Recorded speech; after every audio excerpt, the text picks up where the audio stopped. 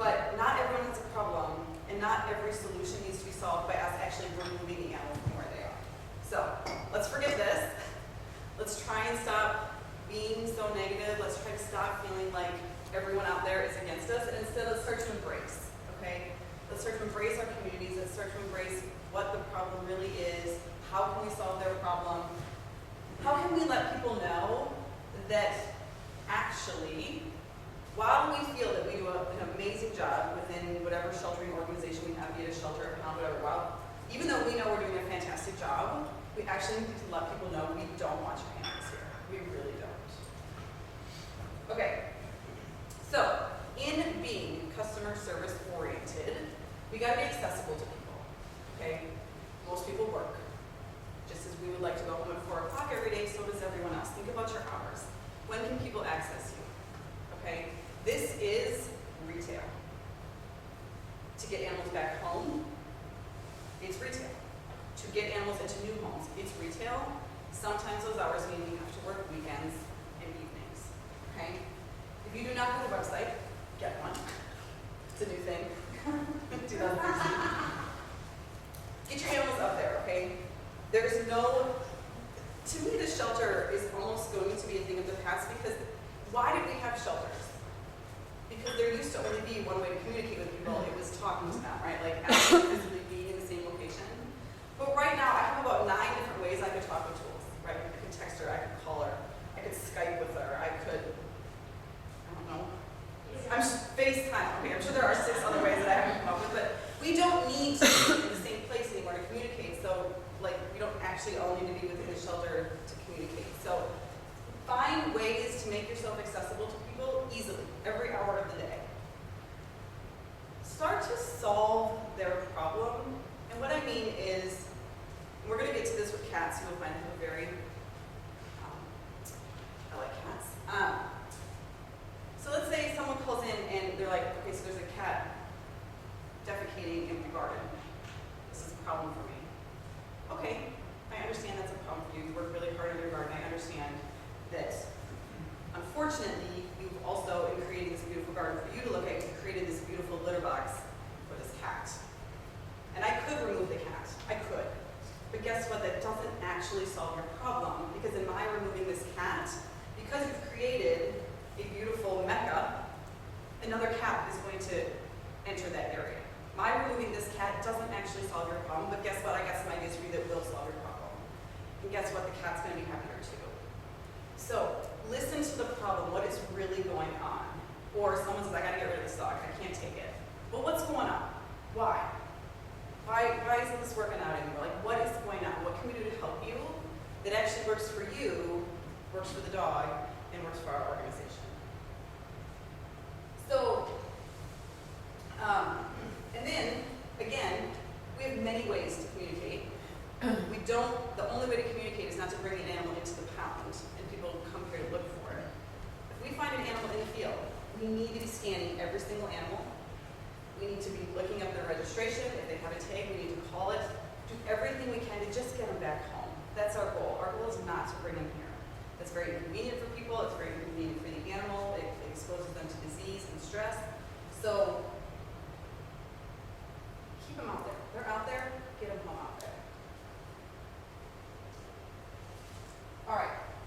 Tons of things we can do for finders. If someone finds an animal, let them know. So with cats, there was a study done in Ohio about how people found their cats. Anyone want to guess how people found their cats, like the most common way that someone found a cat? They looked for it. The cat went home. A cat has a 10 times greater chance of finding their home if you just leave them where they are. They will just go home. May not be the next day, may not even be the day after that. They will go home. We're actually doing them a disservice by like plucking them out of where they are, putting them in a completely strange environment. And then we all know, like, our reclaim rate for cats is way lower than it is for dogs. These guys are doing a bang up job here at 11% of the stray cats that come in here actually go back home to their owners. National average in the States is 3%. 3% of stray cats that end up in the shelters actually end up going back home. So, but even here, 85% of dogs go home to their owners, compared to 12% of cats. It is not doing the cats a service. It is not doing the owners a service to pluck their cats out from where they are and bring them in here. So we need to change our message. You all are animal experts in your communities. You make the rules. You let people know how animals get home. Cats get home by leaving them where they are. Again, get them on your website. The minute you pick up an animal, their picture, their face, they're a good picture. So I'm not talking about a cat in a cage that's black. A picture that shows the identifying features of that animal, that picture needs to be up on your website. You can use the Facebook if your organization doesn't actually have a website. There's lots of now third-party websites that exist. There's lots of groups that are, like we have a Lost Pets Davis. You know, people love Davis. People love their website, so people know to look there. But you gotta let people know to look there, right? Always scan. You guys have a really good system of microchips here. We're not gonna talk about states because that's embarrassing. But you all have done a really good job with it here. So always scan animals. You should have a universal scanner in every single vehicle that is ever out in any of your communities. And then let people know if they are. Because why do people call us about pets? There's two reasons, right? People call us about animals. What are they? Concern for the animal and concern for themselves, right? Like concern for their garden, or concern for the fact that a cat's walking on their car. So they're concerned about a nuisance, or they're concerned about for the welfare of the animal. So again, you guys are the experts. You let them know what is actually better for the animal and what is actually better for them. So give them resources on how to exist for whoever is out there. I love this. This is a flow chart that a shelter came up with. It's Chico, California. They're just north of us. It's a flow chart on what to do on how to communicate with people. So what question to ask based on the answer, you go through the flow chart. Again, because it's what's best for the cat, it's what's best for the person, and it's what's best for their organization. This is one place that I know I have failed in communicating with shelters. It's something I've never ever thought about before. I don't think we do enough for people who have lost pets. We do a lot for people who find pets, as in we take the pet from them.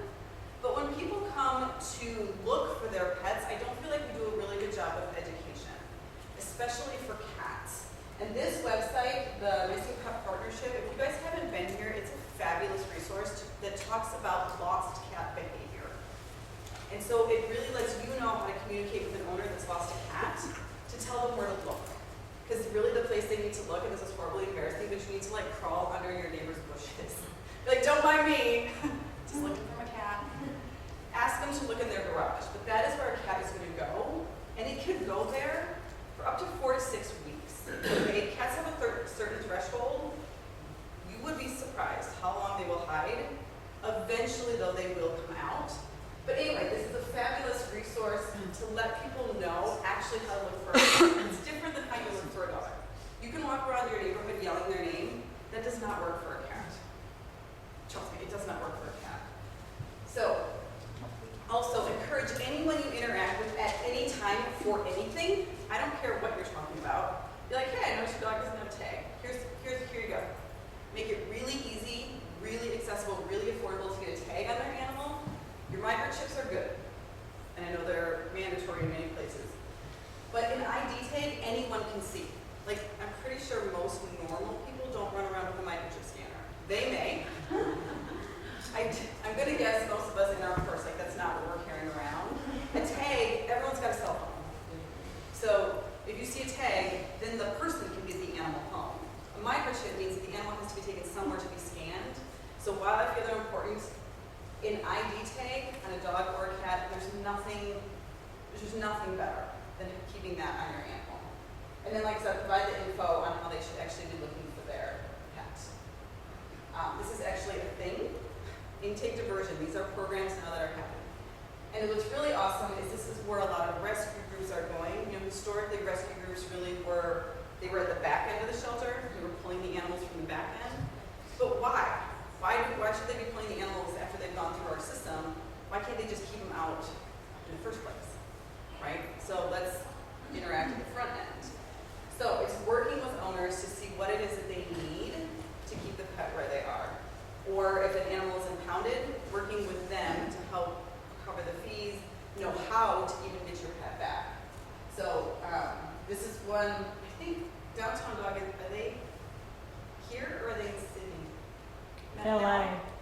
LA. No. No, that's Team Dog. What? Team Dog is Oh, in New where's South. Team Dog? New South Wales. New South Wales. They were the ones I meant to put up there. Okay, anyway, pretend that says Team Dog. But yes, Downtown Dog is out of LA. The ASPCA has a program also in LA. LA is a bit of a problem. But Pets for Life is a national program by the HSUS. Fantastic. You can download their toolkit, and just they target communities where all the shelter intake, all the pound intake is actually coming from. So they use data to see what communities are having big problems. Then within those communities, the specific zip codes where a lot of the intake is coming from. So they go out and instead interact with the families before the animals ever end up in the shelter. Again, we need to make it accessible. We need to let people know we exist. We need to let people know that there is help for them out there, not just us, not just coming in to see us. This is another place where I feel like we get really jaded, that people aren't getting care for their animals. And at least in the States, there are many areas, many communities where there isn't a vet clinic. So even if someone wanted to go, they couldn't. They have no ability to get there, they have no ability to pay for it. So instead, we need to go to them. A lot of people feel like, well, if they can't get to a vet clinic, they don't really deserve to have a pet, they can't really be responsible for the pet. That's crap. Because they're going to have a pet. They should have a pet. This is not just something, pets are not just for the affluent. Pets are for everyone. They're companionship. We got to make it accessible and easy to let people be good pet owners. So help them out. This was a big one for me. This was a huge shift in my culture. I was like, dude, you're homeless. You want a pet? Heck yeah. You might not have a house, but you sure as heck have a home. A home is having someone to take care of you. This is a clinic that I'm a part of. The students at Davis run it, and it's for homeless people. And it is fantastic. This has changed my life. Being able to help people keep their friend is amazing. And y'all have it here too. This is one of a program I found out about in September. The Pets in the Park. They started up in Sydney, but now they're in other areas as well. So know about the resources that are in your community. What is there? What can you tell people about? Right? Again, shelter, last resort. Let them know what resources are out there. How can you help them? All right. Anyone ever get young kittens in ever? Is this ever? Maybe once? Maybe? You all are just getting over your kitten season. We're all starting ours. What do you tell people when they call up and say, hey, I found some baby rabbits? What has become our culture? What's become our message? Leave them alone, right? Mom's coming. Mom's there. We have to, kittens, guys, they don't come there by themselves. Kittens are there because mom had them there. All right?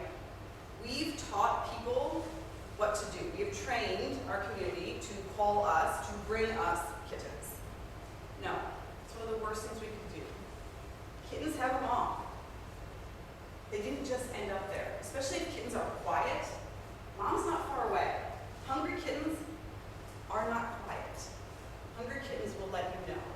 So unless you know something happened to mom, I don't want your kittens. Mom will take care of them.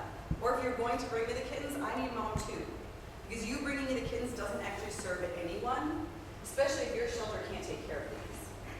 So, what is the message you're going to send your community? What can you actually do for these guys?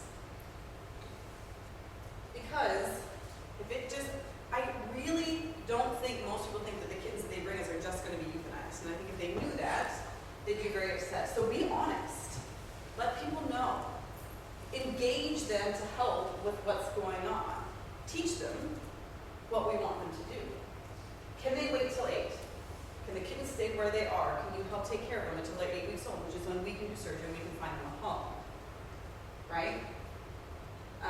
This is actually a study that Maggie's funded, asking shelters what they do when someone calls and says, I have this litter of kittens, or they're brought in some kittens. Turns out, if you ask people to be engaged, they to ask them. You have to let them know what the right thing is, what the best thing is for the kittens and for your shelter. Because just continuing to bring in kittens just to euthanize them, it's not working. It's not what's best for the kittens, and it's doing nothing to solve our problem. So, figure out a way to engage your community to help with this problem. Maybe it's you really do just leave them there. Or you can get really fancy. So this was a shelter, the Animal Rescue League's on the East Coast. They're like, no one ever did help because we never asked. Once we started asking, it's amazing. It's the message you send. If you don't ask people, they don't actually know that they can be part of the problem. The really fun one is, okay, oh no. Why are we not going? What's that? Apparently I'm talking too much.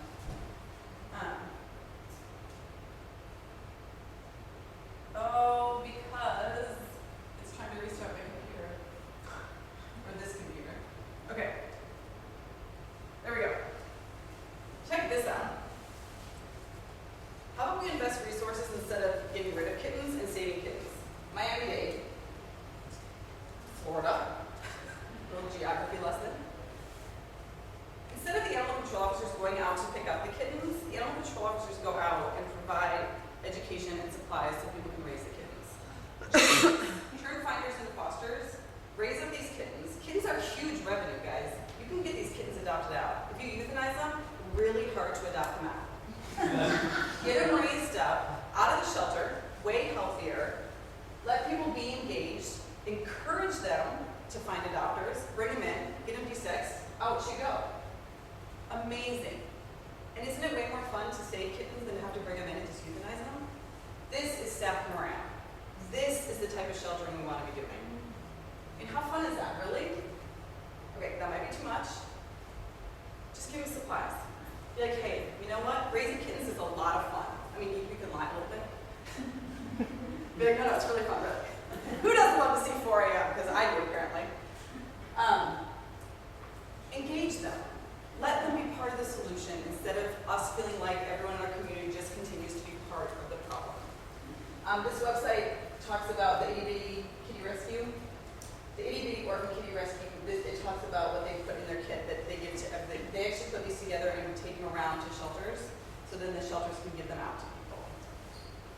So, but in everything that you do, in every interaction that you have with people, keep track of it. Okay, the next part we're going to get into is data. A lot of times we base our budgets on intake. Well, our whole goal right now is to decrease intake, right? But does it take resources? Absolutely it does. It takes money, it takes staff time. So we don't want our budgets cut by keeping animals out. So keep track of it. Every marble in that bin is a life saved that never came into the shelter. So it can be that simple. Keep track of your marbles. Right? I know, which is just a good lesson anyway. Or find a way in your sheltering software to keep track of every interaction that you have. Celebrate every animal that never came in and count them. There's still a customer that you touched, that you made a difference in their life, that you needed resources to help, so keep track of them. All right, part 2, data. Does everyone here know exactly how many animals come in every year by species? Like if I asked you right now how many animals come into your pound, will you be able to tell me? Okay, everyone else? How do you keep track? Do you guys have a shelter buddy? Shelter mate? What's it? A different one? Okay. I love data. One of the reasons I love data is that after my first day here, I was a little frustrated. And then I went and looked at their data. And because they kept good data, I was able to look at it and analyze it and see that their outcomes were actually really good. An animal that comes in here has a pretty good chance, especially if you're a dog, to get out of here on a live pathway.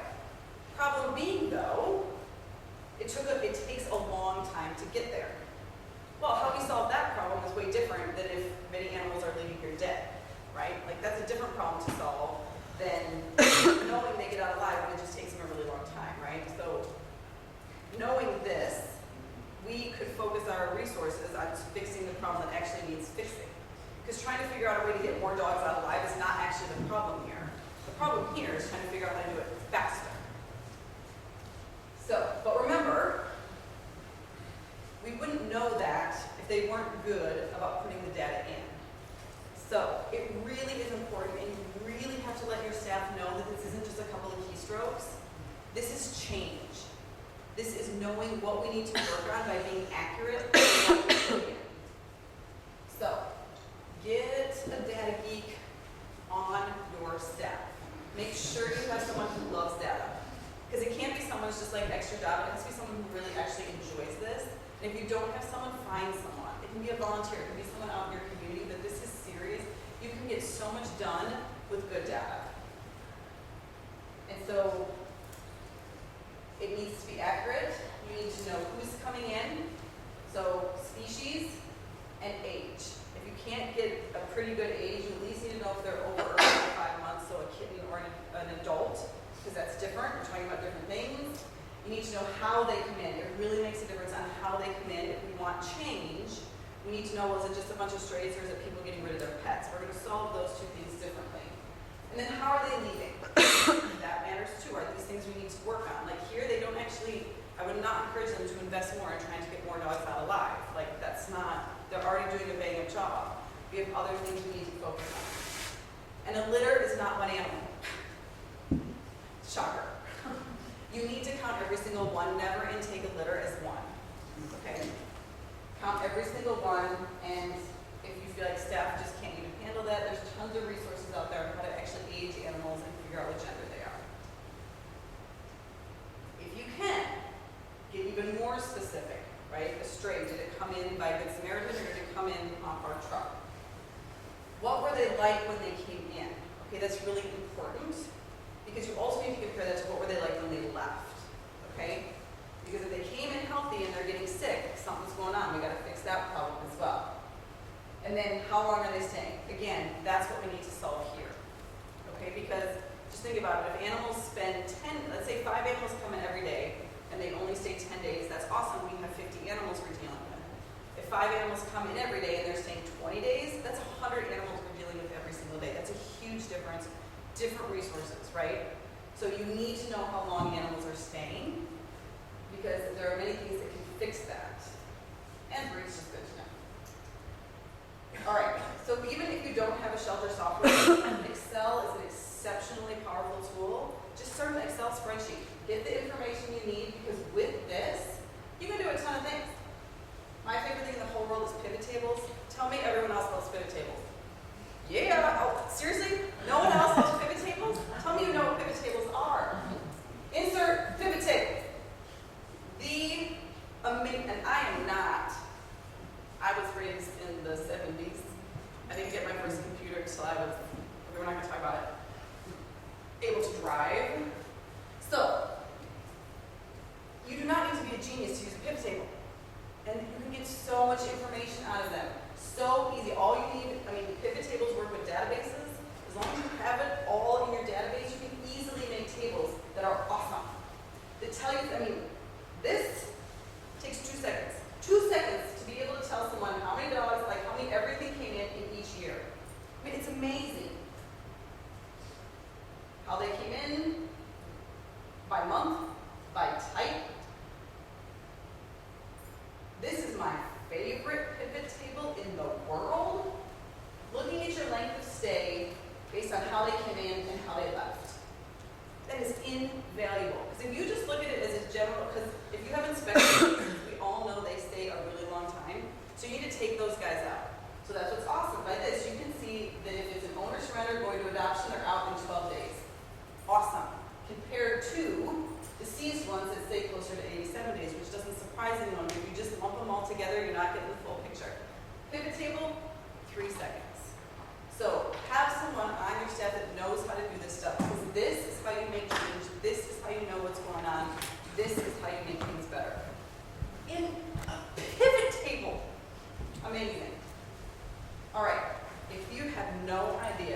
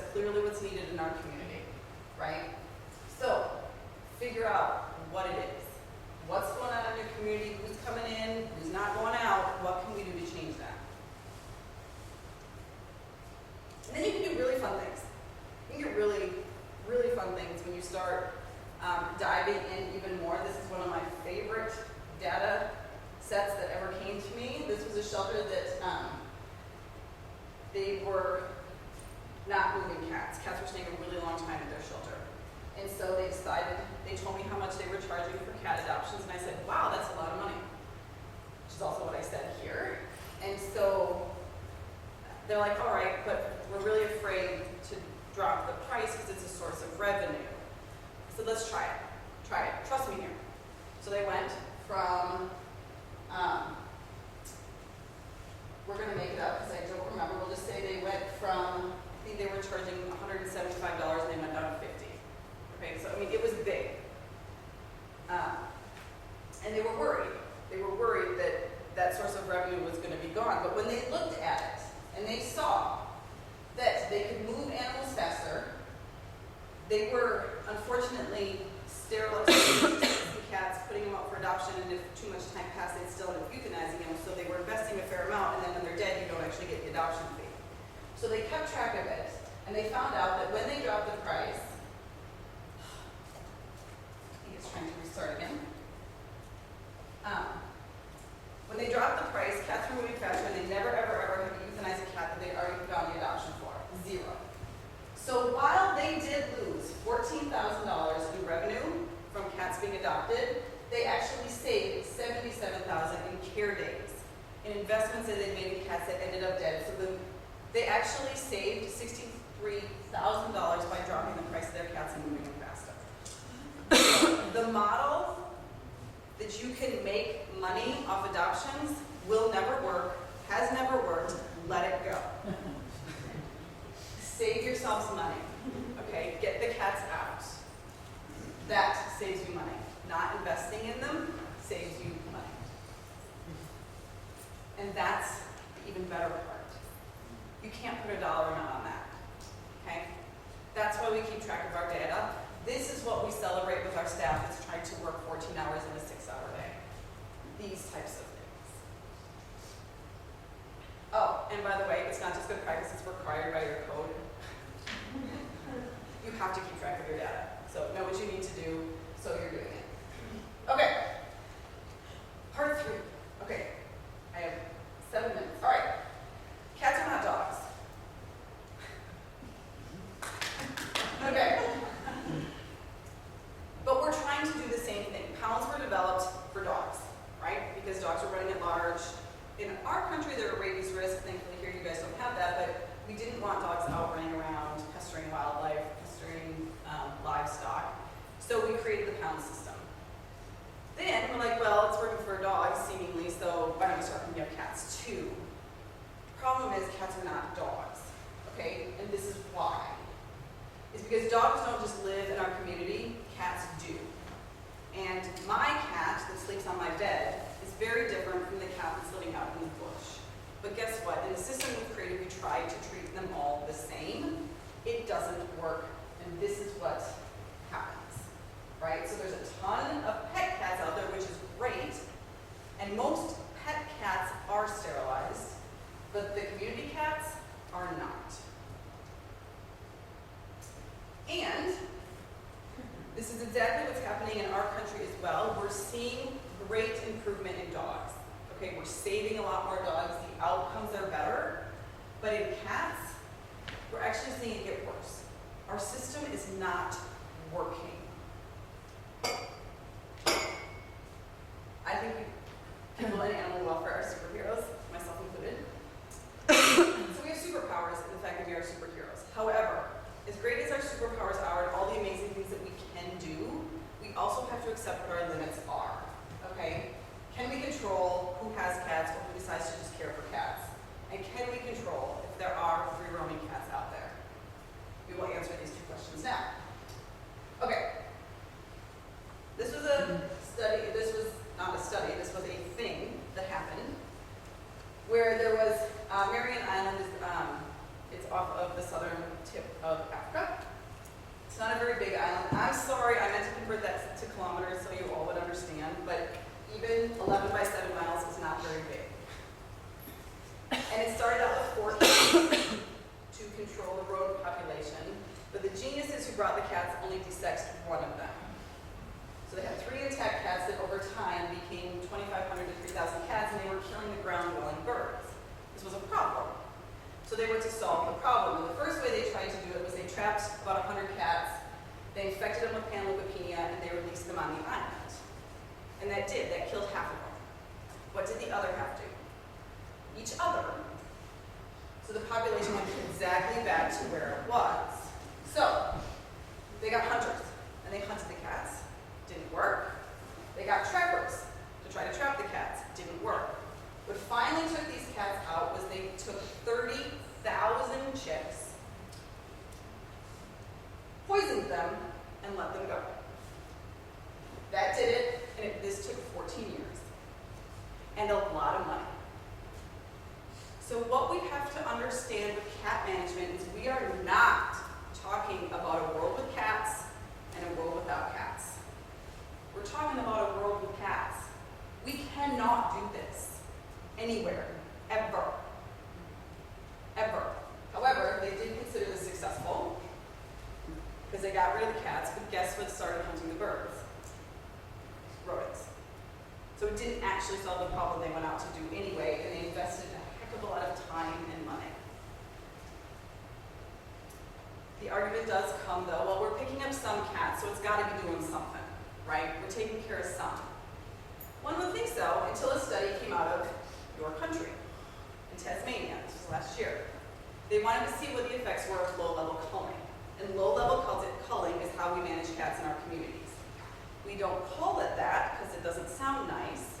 When you randomly remove cats, even if you're removing cats just to rehome them, it doesn't matter. The cats are no longer there, right? We've removed them from the ecosystem that they came from. So what this study did was that they wanted to compare low-level culling sites to sites where nothing happened. So in one site, in two sites, they did nothing. They just let the cats be. The other two sites, they trapped for 6 months.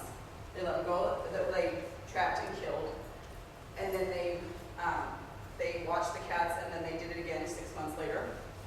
And they thought they were getting somewhere because when they went back to trap, they were trapping less cats. But in addition to just trapping cats, they also put out motion cameras. Okay, and based on how much motion they saw, they were able to make an estimate of how many cats were still there. And they thought they were making headway until they watched their videos. These are the results.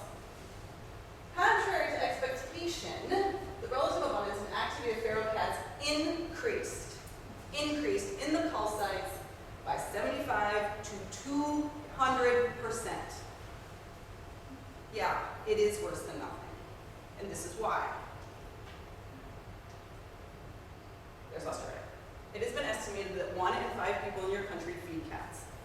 Cats they may claim, cats they may not claim, they feed cats. Why? You're compassionate people. We all do it. All right, so let's say someone's putting out food. Cats are litter-bearing mammals. Litter-bearing mammals have a litter based on the size of the resources that are out there. So, we have these cats. The T on the cat stands for toxoplasma. Toxoplasma is a zoonotic disease. However, it's a disease of kittens. Once a cat gets toxo, they shed for a very brief amount of time, and they're immune. They never get it again. Okay? So, by continuing to have kittens out in our communities, that's why that becomes the toxoplasma risk. Okay, so let's say we trap and cull her, okay? But we do nothing about the resources that are out there. So now, she's gone. These guys still have resources. What's going to happen next kitten season? Well, shoot. We took one cat and got 2 more. If instead we put her there, oh, did everyone get that? We take part of her ear and her ovaries, but leave her there. We start to stabilize the population. And this is what was happening in those sites. They were trapping the bold ones, the ones that were keeping other cats out. They were trapping and removing, but doing nothing at the sites. They were doing nothing to change the amount of resources that were out there. So they were actually building the size of the population, which is exactly what we do with our current management system. Everyone with me? All right. So not only do we start to stabilize the population, we actually start to drop our zoonotic risk of toxoplasma as well. All right. Here it is, guys. This is a cat calculator we put together. And all of this is based on the assumption, I looked this up, that 26% of people in Australia have 1.5 cats. Now, that's not like a half cat. That's an average. Of that, I've made the assumption that 50% of those cats do go outside. So they are pet cats, but they're still outside. That there's 1 cat out there for every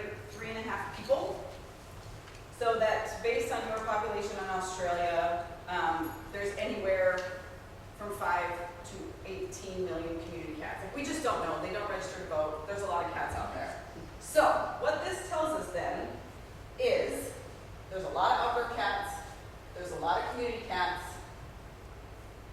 we, as a collective we, are taking in less than 1% of the cats that are out there.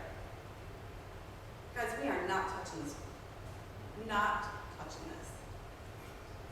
All this work that we're doing, all of this running around, is for nothing. So what can we control? We can control who does come in. We can control how we treat the ones that come in. The welfare. We can provide how we share this information with our public and why we're doing what we're doing and what we can do to actually make a difference. And I know the argument is here in Australia, we have very sensitive ecosystems, we have very sensitive wildlife. And I do not discredit that, and I do not hate wildlife. However, I'm pretty sure in most of the communities that y'all are in, that wildlife is already threatened by human population, by cars. Cats are not the only problem. And if you do have sensitive ecosystems that need to be protected, that's not what we're talking about. You protect those. You invest your resources in protecting those. You invest your resources in keeping those native, so the native species can actually survive there. You talk to development. You protect those areas. Those aren't the areas I'm talking about. I'm talking about the areas where we already are and where cats already are. We can actually just stop what we're doing for cats. Seriously. We need to figure out this whole postpone thing. All right, you can stop. That is the message. Because you know what? Who never ever, what population never comes up in the conversation about cats?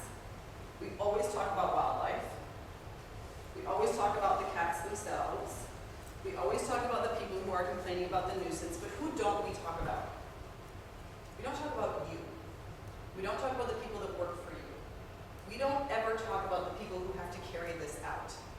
We never, ever, ever have a discussion about the people, the animal-loving, compassionate people that go to work in shelters that have to carry this out every single day. We got to start talking about that.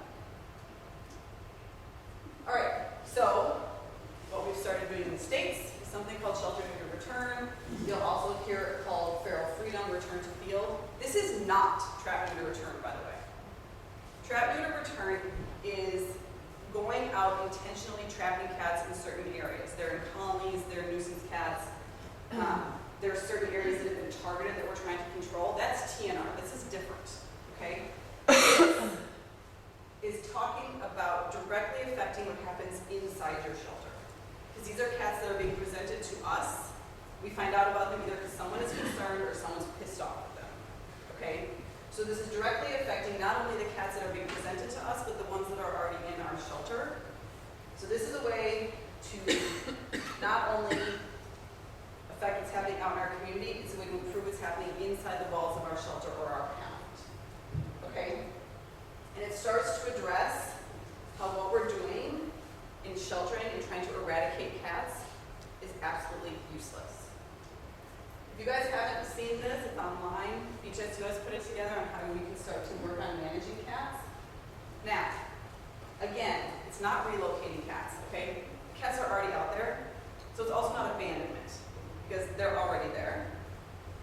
It's not turning away the ones who need us. You don't SNR cats who are sick or injured. You take care of those in whatever means that you are able. It's not giving up on finding homes for the socialized ones, if you have that ability. If you don't, put them back.